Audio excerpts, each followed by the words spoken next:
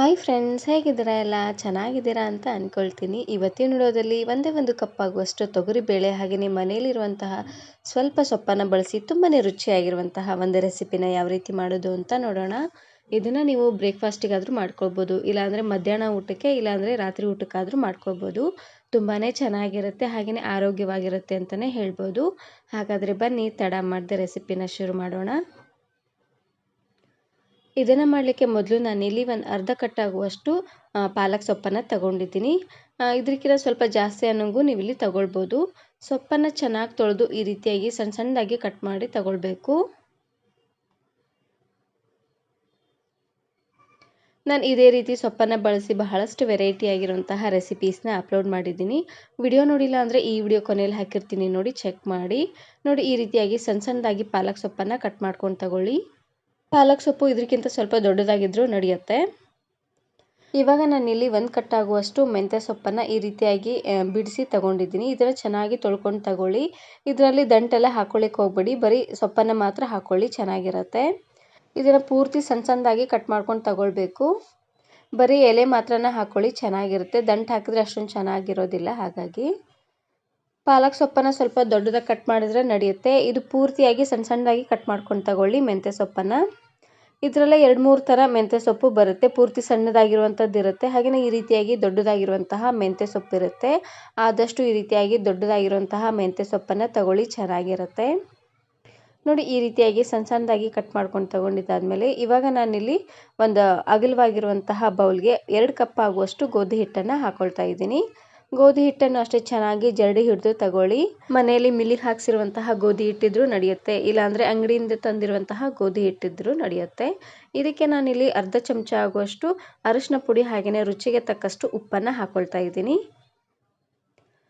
ಹಾಗೆಯೇ ಇವಾಗ ತಾನೇ ಕಟ್ ಮಾಡಿರುವಂತಹ ಮೆಂತ್ಯ ಸೊಪ್ಪನ್ನು ಹಾಕ್ಕೊಳ್ತಾ ಇದ್ದೀನಿ. ಆದಷ್ಟು ಸಣ್ಣ ಸಣ್ಣದಾಗೆ ಕಟ್ ಮಾಡ್ಕೊಂಡು ತಗೊಳ್ಳಿ.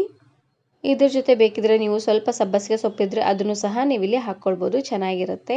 ಎಲ್ಲವನ್ನು ಹಾಕೊಂಡಾದ್ಮೇಲೆ ಒಂದು ಸಾರ್ತಿ ಈ ರೀತಿಯಾಗಿ ಡ್ರೈ ಮಿಕ್ಸ್ ಮಾಡ್ಕೊಂಡು ತಗೊಳ್ಳಿ. ಇವಾಗ ಈ ರೀತಿಯಾಗಿ ಡ್ರೈ ಮಿಕ್ಸ್ ಮಾಡಿದಾದ್ಮೇಲೆ ಸ್ವಲ್ಪನೇ ನೀರನ್ನು ಹಾಕ್ಕೊಂಡು ಚಪಾತಿ ಹಿಟ್ಟಿನ ಅದಕ್ಕೆ ಕಲಿಸ್ಕೊಂಡು ತಗೊಳ್ಬೇಕು. ಪೂರ್ತಿ ಗಟ್ಟಿಯಾಗೂ ಬೇಡ, ಪೂರ್ತಿ ತೆಳ್ಳದಾಗೂ ಬೇಡ, ಮೀಡಿಯಮ್ ಆಗಿ ಹಿಟ್ಟನ್ನು ಕಲಿಸ್ಕೊಂಡು ತಗೊಳ್ಳಿ. ನೋಡಿ, ಇದೇ ರೀತಿಯಾಗಿ ಸ್ವಲ್ಪನೇ ಹಿಟ್ಟನ್ನು ಹಾಕ್ಕೊಂಡು ಚೆನ್ನಾಗಿ ಇದನ್ನು ಈ ರೀತಿಯಾಗಿ ಮಿದ್ಕೊಳ್ತಾನೆ ಕಲಿಸ್ಕೊಂಡು ತಗೊಳ್ಬೇಕು. ನೋಡ್ತಾ ಇದ್ದೀರಲ್ವ, ಈ ರೀತಿಯಾಗಿ ಹಿಟ್ಟನ್ನು ಕಲಿಸ್ಕೊಂಡಿದ್ದಾದಮೇಲೆ ಇದಕ್ಕೆ ನಾನಿಲ್ಲಿ ಒಂದು 2 ಚಮಚ ಆಗುವಷ್ಟು ಎಣ್ಣೆನ ಹಾಕ್ಕೊಳ್ತಾ ಇದ್ದೀನಿ. ಎಣ್ಣೆನ ಹಾಕ್ಕೊಂಡು ಚೆನ್ನಾಗಿ ಇದನ್ನು ಮಿದ್ಕೊಳ್ತಾ ಇದ್ದೀನಿ. ಹಿಟ್ಟನ್ನು ನೀರಲ್ಲೇ ನೆನೆಸೋದಕ್ಕಿಂತ ಈ ರೀತಿಯಾಗಿ ಸ್ವಲ್ಪ ಎಣ್ಣೆನ ಹಾಕಿ ನೆನೆಸಿ ಚೆನ್ನಾಗಿರುತ್ತೆ. ನೋಡಿ, ಚೆನ್ನಾಗಿ ಇದನ್ನು ಈ ರೀತಿಯಾಗಿ ಮಿದ್ಕೊಳ್ತಾನೆ ನಾದಿದಾದ್ಮೇಲೆ ಇವಾಗ ನಾನಿಲ್ಲಿ ಮೇಲ್ಗಡೆ ಮುಚ್ಚಳನ ಮುಚ್ಚಿ ಒಂದು ಅರ್ಧ ಗಂಟೆ ಅಷ್ಟೊತ್ತು ಹಿಟ್ಟನ್ನು ನೆನಿಲಿಕ್ಕೆ ಬಿಡ್ತೀನಿ. ಹಿಟ್ಟು ಚೆನ್ನಾಗಿ ನೆನಿಲಿ. ಇವಾಗ ನಾನಿಲ್ಲಿ ಒಂದು ಕುಕ್ಕರ್ಗೆ 1 ಕಪ್ ಆಗುವಷ್ಟು ತೊಗರಿಬೇಳೆನ ಹಾಕ್ಕೊಳ್ತಾ ಇದ್ದೀನಿ. ಇವಾಗ ತೊಗರಿಬೇಳೆಗೆ ಸ್ವಲ್ಪ ನೀರನ್ನು ಹಾಕ್ಕೊಂಡು ಚೆನ್ನಾಗಿ ಇದನ್ನು ತೊಳ್ಕೊಳ್ಬೇಕು. ಧೂಳೆಲ್ಲ ಇರುತ್ತೆ ನೋಡಿ, ಹಾಗಾಗಿ ತೊಗರಿಬೇಳೆನ ಸ್ವಲ್ಪ ಚೆನ್ನಾಗಿ ರೀತಿಯಾಗಿ ತೊಳ್ಕೊಂಡು ತಗೊಳ್ಳಿ. ನಾನಿಲ್ಲಿ ಒಂದು ಹೊತ್ತಿಗೆ 4 ಜನಕ್ಕಾಗುವಷ್ಟು ಮಾಡಿ ತೋರಿಸ್ತಾ ಇದ್ದೀನಿ. ನೀವು ಸ್ವಲ್ಪ ಜಾಸ್ತಿ ಜನಕ್ಕೆ ಮಾಡ್ಕೊಳ್ಳೋ ಹಾಗಿದ್ರೆ ತೊಗರಿಬೇಳೆನ ಇನ್ನು ಸ್ವಲ್ಪ ಹಾಕ್ಕೊಳ್ಳಿ, ಚೆನ್ನಾಗಿರುತ್ತೆ. ನೋಡಿ, ಇದಕ್ಕೆ ನಾನಿಲ್ಲಿ ಸ್ವಲ್ಪ ಚೆನ್ನಾಗಿ ಹಣ್ಣಾಗಿರುವಂತಹ ಒಂದು 3-4 ಟೊಮೆಟೊನ ಹಾಕ್ಕೊಳ್ತಾ ಇದ್ದೀನಿ. ಹಾಗೆಯೇ ಖಾರವಾಗಿರುವಂತಹ ಒಂದು 4 ಹಸಿರುಮೆಣಸಿಕಾಯಿ, 2 ಗೆಡ್ಡೆ ಆಗುವಷ್ಟು ಬೆಳ್ಳುಳ್ಳಿ, ಹಾಗೆಯೇ ಸ್ವಲ್ಪ ಕೊತ್ತಂಬರಿ ಸೊಪ್ಪನ್ನು ಹಾಕ್ಕೊಳ್ತಾ ಇದ್ದೀನಿ. ಎಲ್ಲವನ್ನು ಹಾಕ್ಕೊಂಡಾದ್ಮೇಲೆ ಇವಾಗ ನಾನಿಲ್ಲಿ ಲಾಸ್ಟಲ್ಲಿ ಪಾಲಕ್ ಸೊಪ್ಪನ್ನು ಕಟ್ ಮಾಡಿದ್ವಿ ನೋಡಿ, ಅದನ್ನು ಹಾಕ್ಕೊಳ್ತಾ ಇದ್ದೀನಿ. ಪಾಲಕ್ ಸೊಪ್ಪನ್ನು ಸ್ವಲ್ಪ ಜಾಸ್ತಿ ಅನ್ನೋಂಗೆ ಹಾಕ್ಕೊಳ್ಳಿ, ರುಚಿ ಅಂತೂ ತುಂಬಾ ಚೆನ್ನಾಗಿ ಬರುತ್ತೆ. ಎಲ್ಲವನ್ನು ಹಾಕಿದಾದ್ಮೇಲೆ ಇದಕ್ಕೆ ನಾನಿಲ್ಲಿ ಒಂದು ಅರ್ಧ ಗ್ಲಾಸ್ ಆಗುವಷ್ಟು ನೀರನ್ನು ಹಾಕ್ಕೊಳ್ತಾ ಇದ್ದೀನಿ. ಲಾಸ್ಟಲ್ಲಿ ಅರ್ಧ ಚಮಚ ಆಗುವಷ್ಟು ಅರಿಶಿನ ಪುಡಿನ ಹಾಕಿ ಕುಕ್ಕರ್ ಮುಚ್ಚಳನ ಮುಚ್ಚಿ ಒಂದು 3 ವಿಸಿಲ್ ಕೂಗಿಸಿದ್ರೆ ನೋಡಿ, ಈ ರೀತಿಯಾಗಿ ಬೇಳೆ ಎಲ್ಲ ತುಂಬಾ ಸಾಫ್ಟಾಗಿ ಚೆನ್ನಾಗಿ ಬೇಯುತ್ತೆ. ಇದನ್ನು ಇವಾಗ ನುಣ್ಣದಾಗಿ ಸ್ಮ್ಯಾಶ್ ಮಾಡ್ಕೊಳ್ಬೇಕು. ಆದಷ್ಟು ಬಿಸಿ ಇರುವಾಗಲೇ ಸ್ಮ್ಯಾಶ್ ಮಾಡ್ಕೊಳ್ಳಿ, ತುಂಬಾ ಸಾಫ್ಟ್ ಆಗುತ್ತೆ. ನೋಡಿ, ಈ ರೀತಿಯಾಗಿ ಸಾಫ್ಟಾಗಿ ಸ್ಮ್ಯಾಶ್ ಮಾಡಿದಾದ್ಮೇಲೆ ಇವಾಗ ನಾನಿಲ್ಲಿ ಒಂದು ಪ್ಯಾನ್ಗೆ ಸ್ವಲ್ಪ ಎಣ್ಣೆನ ಹಾಕ್ಕೊಳ್ತಾ ಇದ್ದೀನಿ. ಒಂದು 3-4 ಚಮಚ ಆಗುವಷ್ಟು ಎಣ್ಣೆನ ಹಾಕ್ಕೊಳ್ಳಿ. ಅರ್ಧ ಚಮಚ ಆಗುವಷ್ಟು ಜೀರಿಗೆ ಮತ್ತು ಸಾಸಿವೆನ ಹಾಕ್ಕೊಳ್ತಾ ಇದ್ದೀನಿ. ಹಾಗೆಯೇ ಇದ್ರ ಜೊತೆಗೆ 1 ಎಸಳಾಗುವಷ್ಟು ಕರಿಬೇವು ಸೊಪ್ಪನ್ನು ಹಾಕ್ಕೊಳ್ತಾ ಇದ್ದೀನಿ. ಜೀರಿಗೆ ಸಾಸಿವೆ ಸ್ವಲ್ಪ ಈ ರೀತಿಯಾಗಿ ಸಿಡಿದಾದ್ಮೇಲೆ ಇವಾಗ ನಾನಿಲ್ಲಿ ಮೀಡಿಯಮ್ ಸೈಜಿನ 1 ಈರುಳ್ಳಿ ಹಾಗೆಯೇ ಒಂದೇ ಒಂದು ಹಸಿರು ಮೆಣಸಿಕಾಯಿನ ಈ ರೀತಿಯಾಗಿ ಮಧ್ಯಕ್ಕೆ ಸೀಳಿ ಹಾಕ್ಕೊಳ್ತಾ ಇದ್ದೀನಿ. ನಾವು ಬೇಳೆ ಜೊತೆಗೇ ಸ್ವಲ್ಪ ಮೆಣಸಿಕಾಯಿನ ಹಾಕಿದ್ದೀವಿ, ಹಾಗಾಗಿ ಇದು ಜಸ್ಟ್ ಫ್ಲೇವರ್ಗೋಸ್ಕರನೇ ಮೆಣಸಿಕಾಯಿನ ಹಾಕ್ಕೊಳ್ತಾ ಇದ್ದೀನಿ. ಇವಾಗ ಈರುಳ್ಳಿ ಸ್ವಲ್ಪ ಕಲರ್ ಚೇಂಜ್ ಆಗಬೇಕು ನೋಡಿ, ಸ್ವಲ್ಪ ಸಾಫ್ಟ್ ಆದರೆ ಸಾಕಾಗುತ್ತೆ ನೋಡಿ. ಈ ರೀತಿಯಾಗಿ ಸ್ವಲ್ಪ ಸಾಫ್ಟ್ ಆಗ್ತಿದ್ದಂಗೆ ಇವಾಗ ನಾನಿಲ್ಲಿ ಲಾಸ್ಟಲ್ಲಿ 1 ಚಮಚ ಆಗುವಷ್ಟು ಸಾಂಬಾರು ಪುಡಿ ಮಸಾಲಾನ ಹಾಕ್ಕೊಳ್ತಾ ಇದ್ದೀನಿ. ಮಸಾಲೆನ ಹಾಕಿದ್ದಾದಮೇಲೆ ಚೆನ್ನಾಗಿ ಇದನ್ನು ಈ ರೀತಿಯಾಗಿ ಮಿಕ್ಸ್ ಮಾಡಿ ಇವಾಗ ತಾನೇ ಸ್ಮ್ಯಾಶ್ ಮಾಡಿರುವಂತಹ ಬೇಳೆನ ಹಾಕ್ಕೊಳ್ತಾ ಇದ್ದೀನಿ. ಬೇಳೆನ ಹಾಕ್ಕೊಂಡು ಗ್ಯಾಸನ್ನು ಆಫ್ ಮಾಡಿದ್ರೆ ಆಯಿತು ನೋಡಿ. ಒಂದು ಸಾರ್ತಿ ಈ ರೀತಿಯಾಗಿ ಚೆನ್ನಾಗಿ ಇದನ್ನು ಮಿಕ್ಸ್ ಮಾಡ್ಕೊಳ್ಳಿ. ಲಾಸ್ಟಲ್ಲಿ ರುಚಿಗೆ ತಕ್ಕಷ್ಟು ಉಪ್ಪನ್ನು ಹಾಕ್ಕೊಂಡ್ರೆ ಆಯಿತು. ತುಂಬಾ ರುಚಿಯಾಗಿರುವಂತಹ ಒಂದು ಪಾಲಕ್ ಸೊಪ್ಪಿನ ದಾಲ್ ರೆಡಿಯಾಗಿ ಹೋಗ್ಬಿಡುತ್ತೆ. ಆದಷ್ಟು ಈ ರೀತಿಯಾಗಿ ಗಟ್ಟಿ ಅನ್ನೋಂಗೆ ಮಾಡ್ಕೊಳ್ಳಿ, ಚೆನ್ನಾಗಿರುತ್ತೆ. ಇದನ್ನು ನೀವು ಅನ್ನ, ಚಪಾತಿ ಹಾಗೆಯೇ ರೊಟ್ಟಿ ಜೊತೆಗೆಲ್ಲ ಸರ್ವ್ ಮಾಡ್ಕೊಳ್ಬೋದು. ತುಂಬಾ ಚೆನ್ನಾಗಿರುತ್ತೆ ಅಂತಲೇ ಹೇಳ್ಬೋದು. ಇವಾಗ ನಾನಿಲ್ಲಿ ಆವಾಗಲೇ ಚಪಾತಿ ಹಿಟ್ಟನ್ನು ಕಲಿಸ್ಕೊಂಡಿದ್ದೀವಿ ನೋಡಿ, ಮೆಂತ್ಯ ಸೊಪ್ಪನ್ನು ಹಾಕಿ ಅದನ್ನು ಈ ರೀತಿಯಾಗಿ ಚೆನ್ನಾಗಿ ಮಿದ್ಕೊಳ್ತಾ ಇದ್ದೀನಿ. ಹಿಟ್ಟನ್ನು ನಾವು ಎಷ್ಟು ಚೆನ್ನಾಗಿ ಮಿದ್ತೀವೋ ಅಷ್ಟೇ ಚೆನ್ನಾಗಿ ಸಾಫ್ಟಾಗಿ ಚಪಾತಿ ಬರುತ್ತೆ.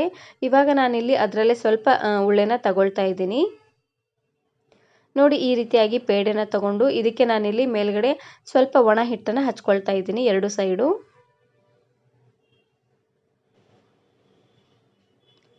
ನೋಡಿ. ಹಿಟ್ಟನ್ನು ಹಚ್ಕೊಂಡು ಚಪಾತಿನ ಯಾವ ರೀತಿಯಾಗಿ ಲಟ್ಟಿಸ್ತೀವ ನೋಡಿ, ಅದೇ ರೀತಿಯಾಗಿ ಲಟ್ಟಿಸ್ಕೊಂಡ್ರೆ ಆಯಿತು.